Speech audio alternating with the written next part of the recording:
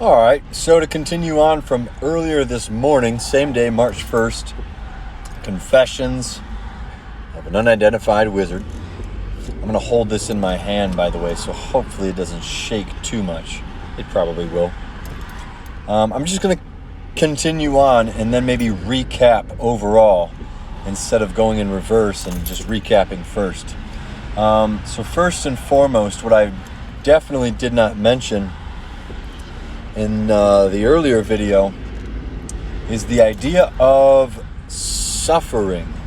It's been touched base on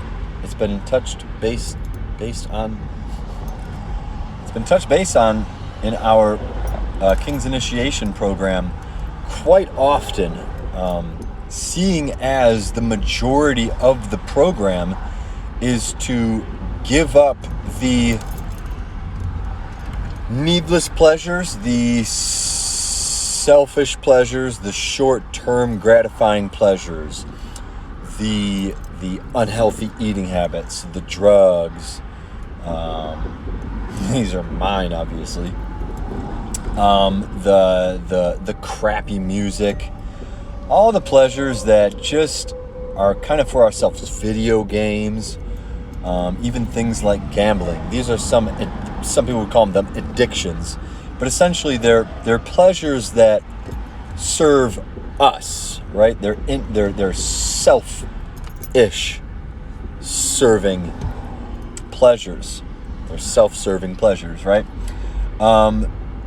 So the idea of suffering, I'm not going to go into biblical.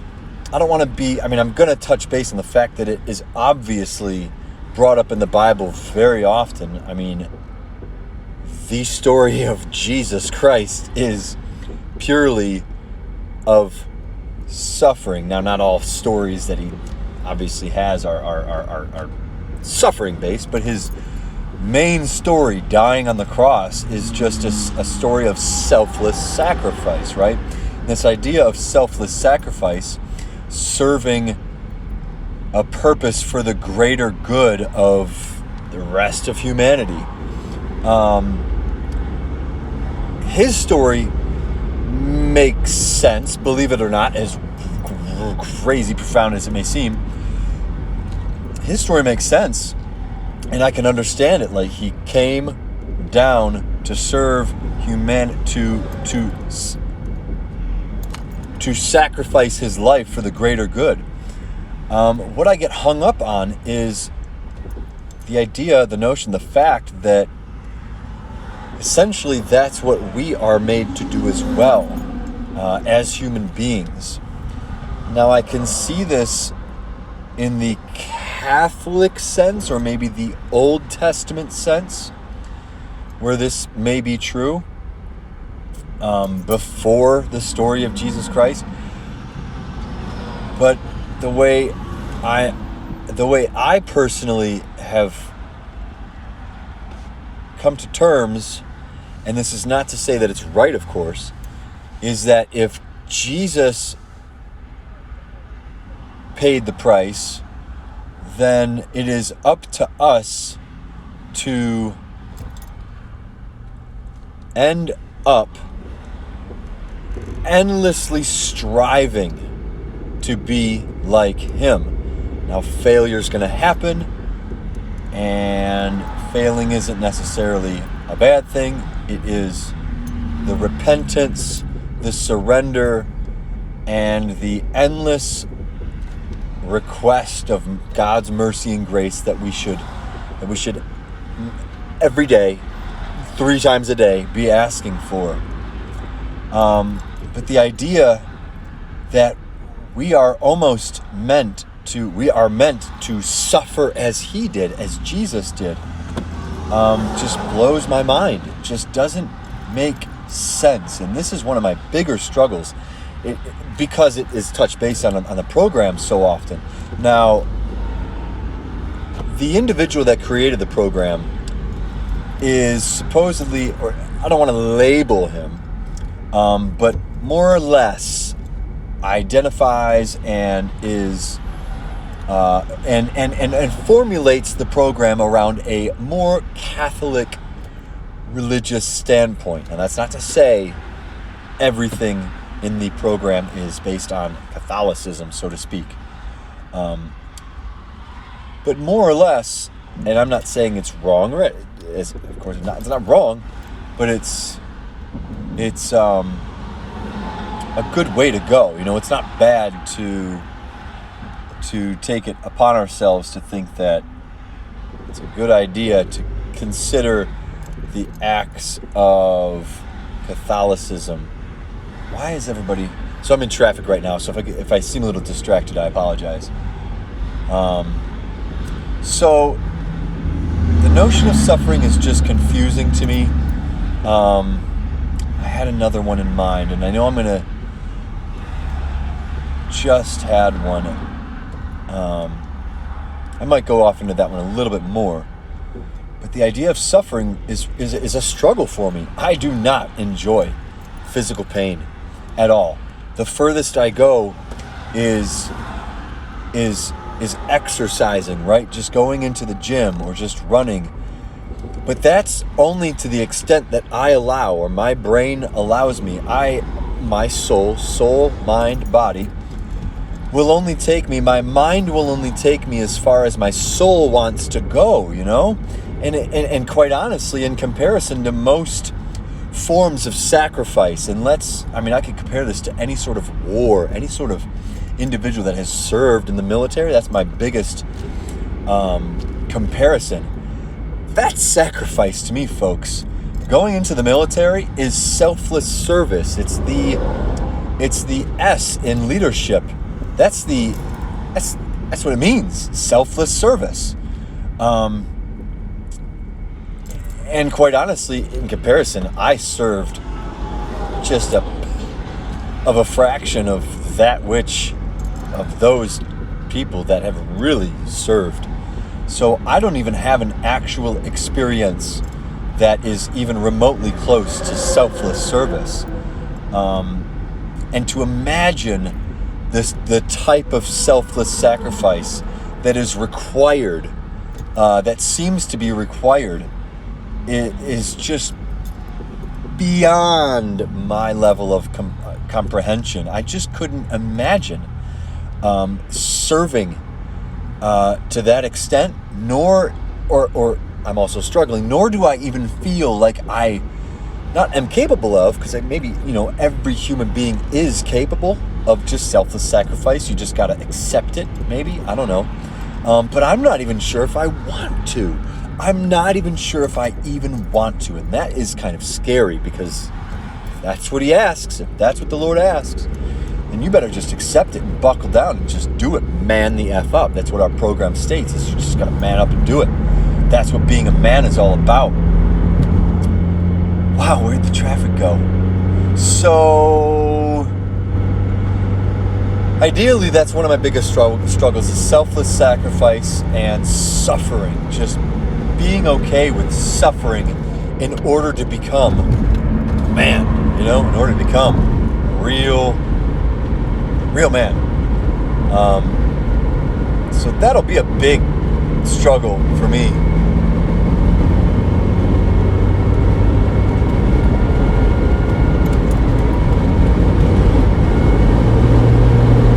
Alright, so anyway, another one, I'm going to go right over here, because I see somebody I don't think I want to see in the berm. Another one is, I think I touched base on the earlier, I think I've touched base on the first one, is the testing. God can test you even though he knows everything, but you can't test God even though you don't know nothing, and it can only rely on faith. Another one seems to be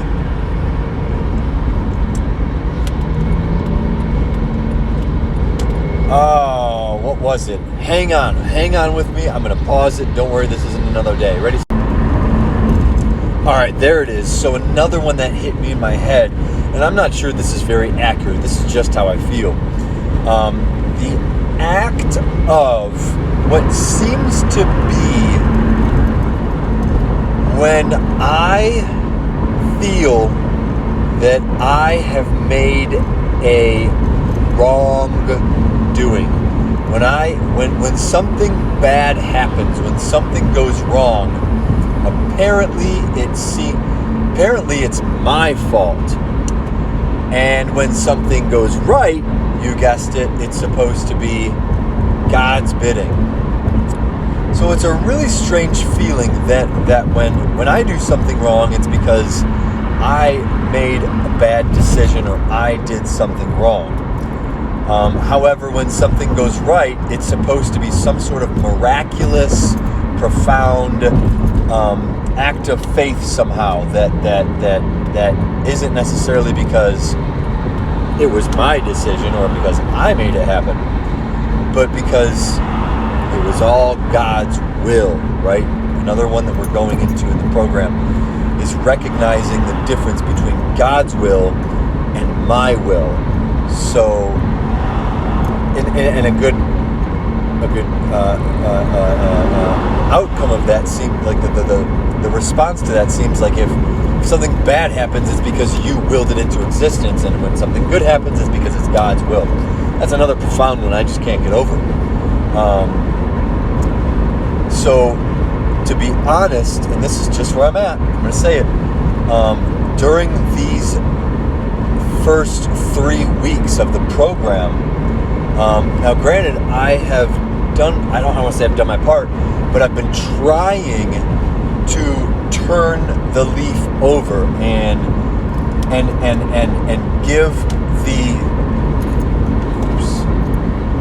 give the benefit to God, give the benefit to being faithful. But whenever I get upset, whenever I get angry, the act of me turning down God's will usually happens, and what I feel is that everything is because of me. So I've had a lack of voice, the voice in the head. So God's will. I don't feel like I don't feel like I'm following through on God's will, especially seeing as whenever I have been intoxicated prior to the program, I can justify the dreams and the goals and the ambitions that I've had for all these years. I could justify those dreams, goals, and ambitions as being my own, really, you know? It's almost like selfish, or no, not selfish. It almost seems wrong to think that the ambitions that I have while intoxicated under any circumstance are because God wanted me to wanted me to go after these dreams, right? Like, it almost seems weird to think that when I'm on drugs, it's because, or it's the dreams that I go after. I think you understand this. The dreams that I'm going after are because of Him. Like, it almost, I assume that when I'm on drugs, I'm being selfish when I'm making the dreams. And now that I'm in the lifestyle, now that I'm actually in the environment that I want to be in, living off the land that I'm at, living in the house that I'm at, I'm very comfortable. My environment is very much where I want to be. So I feel like I've made it. I feel like I've actually gotten to where I want to be. To think that was all His doing is profound to me. It's just, wait a minute. I was on drugs when I was doing this, when I was making these when I was setting these goals. And now that I'm trying to turning over the leaf of faith, work with me. It doesn't make sense to give Him the glory, give Him the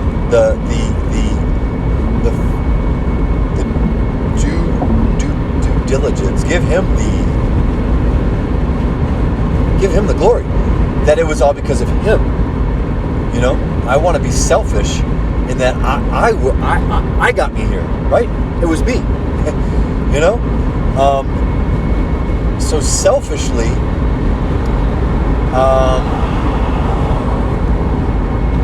I don't know how to give him the glory. I don't know how to give him what he deserves when I end up doing something bad and have to take the fall for it, you know? So I have been excessively questioning and profusely on edge lately with the higher power, in that when good things happen, I've got to give all the glory to him, give all the glory to the higher power, instead of, I'm even on the fence of being like, yeah, let's work together. It's because of us. It's because me and the higher power are working together. I want to be working with him. I don't know. Very confused if you haven't noticed, but that's great. Obviously, that's not wrong. Ooh, another one. Okay, I got it. Another one that I heard in the program. Now, maybe the new-aged believers may think otherwise on this, but it's something that hits me hard. And I know I've heard the program director mention that you can go your whole life serving the will of God and being a good servant. But if on your deathbed you neglect, or you fall off the wayside, or you maybe smite, just commit those acts of ... you get judged and you get castrated out. There's a prolific chance, there's a good chance that you might be cast aside, and I struggle with that. That is a bold statement that I am not sure I'm okay with. So I want answers. I definitely want answers. I'm very much a millennial who I was born. I definitely was educated in the church well before I was educated in the scientific realm. But I'll be darned if I was put in school and raised and taught and I'm under the influence that, truth plays a part. Not logic. Logic to me is connected to, I don't want to say logic and common sense go hand in hand, but truth is right or wrong. You can't argue truth, but it definitely seems like the Bible and the science today butt heads beyond all belief. It is what it is, and I am all for figuring out the actual truth. I am all for figuring out the fucking truth. I can't help it. Whether or not we came from dust or from an animal is just, I can't help it. And I don't need to,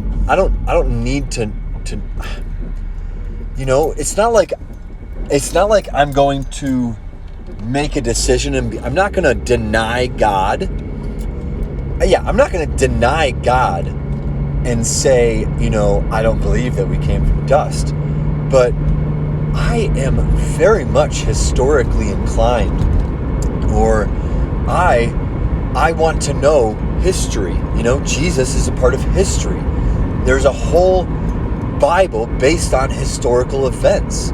And to me, 95% of it just seems like it's a cartoon, right? It seems like you literally have to make a cartoon out of it in order for it to seem real. I can make science seem way more realistic. I'm not saying it's the truth. I am not saying that science is the truth by any means at all. But it definitely seems way more true. I can't help it, guys. I really can't. So for those that are spiritual, religious, and a man of faith, I need help. I do. I need help understanding and making the comparison between the science that we have nowadays and the book of the Bible. You know, if to boil it down to one main thing. I'm cool with the Bible. I said this in the first video, in the art of becoming a virtuistic man and having good morals. You know, like there's no doubt that there's any better way to be a man than by studying the acts of Jesus Christ and the men of the Bible. There's no contest. But how humans came to be is just, it's killing me. It really is a baffling, and I've prayed about it. I've asked for guidance and all that good stuff. But science and religion, as most people know, are just two complete opposite ends of the spectrum, two opposite sides of the exact same coin. And I'll be darned if we just keep on flipping it back and forth. I actually don't think they're opposite sides of the coin. I think they're identical, and we just are formulating a language that makes it seem as if they're on opposite sides of the coin. We just haven't figured out a way to I mean, maybe I'm getting that definition of opposite sides of the coin wrong. But I'm under the influence that religion and science are just waiting to be defined and understood and put into one common language. Like, it's almost obvious that they're supposed to be one thing, but we are so far from it, from combining it. It's so ridiculous. It's sad, and both groups that I'm a part of. I'm not even saying. I would like to say I'm way more a part of the program that I'm in.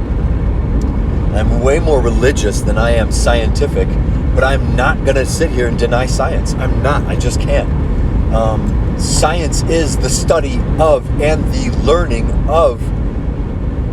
It's understanding truth through failure, right? Granted, it's through failure, so that kind of it doesn't necessarily sit right, but that does make sense, because through experience you gain wisdom. Right? And truth, like truth and wisdom go hand in hand. Truth is,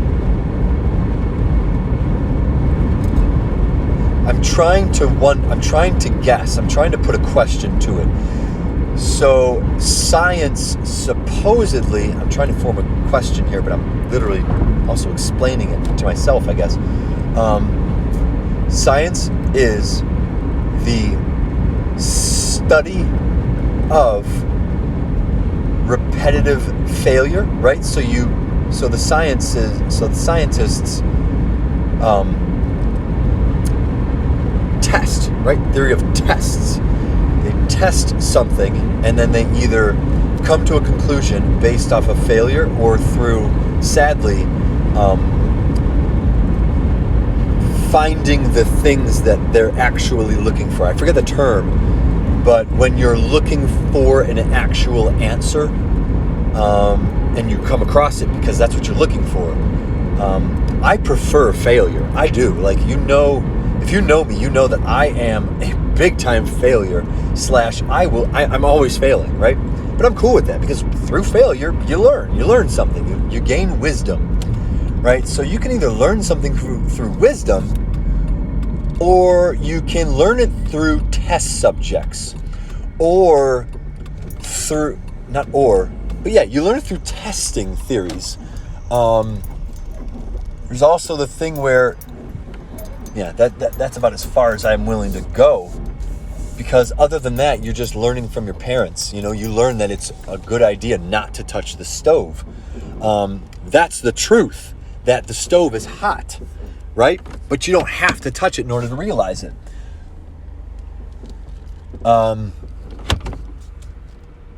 That's actually not a very good example, saying that hot is subjective, right? So I know I'm about to mess everybody's brain up. Robots will be able to touch the stove one day, right? So truth is still truth.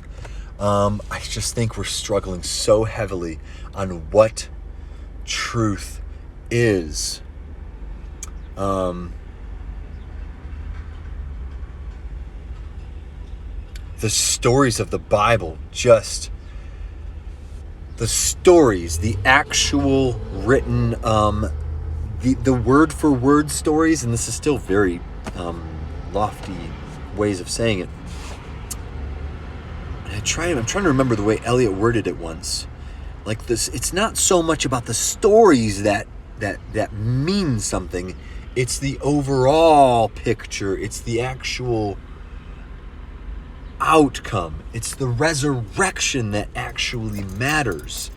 You know? It's not the fact that Jesus all of a sudden disappeared and rose from the dead, or I'm sorry. I know I'm still figuring this out, so I know this is going to have to end in a question somehow. Yeah. My question to those that are actually still with me right now is how do we